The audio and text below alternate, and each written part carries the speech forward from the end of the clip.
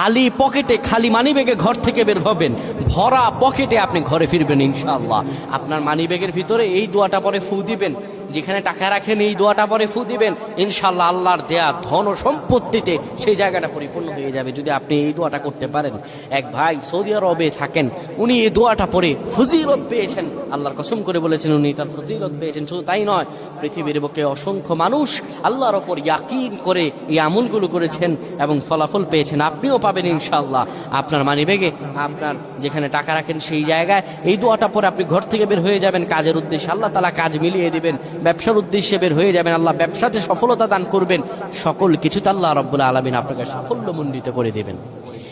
এই দোয়াটা আপনারা পড়বেন, মানিব্যাগটা হাতে নিবেন, কিংবা যেই জায়গায় টাকা রাখেন ওই জায়গাটার মধ্যে আপনি এই দোয়াটা পরে ফু দিবেন।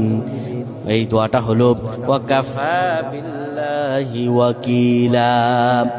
এই দোয়াটা পড়বেন, ওয়াকাফা বিল্লাহি ওয়াকিলা, আমার আল্লাহ আমার জন্য যথেষ্ট। এই দোয়াটা পড়তে দেরি হবে, আপনার ভাগ্য খুলতে দেরি হবে না। আল্লাহ আমাদের বুঝদান করুন, পড়েন আমিন।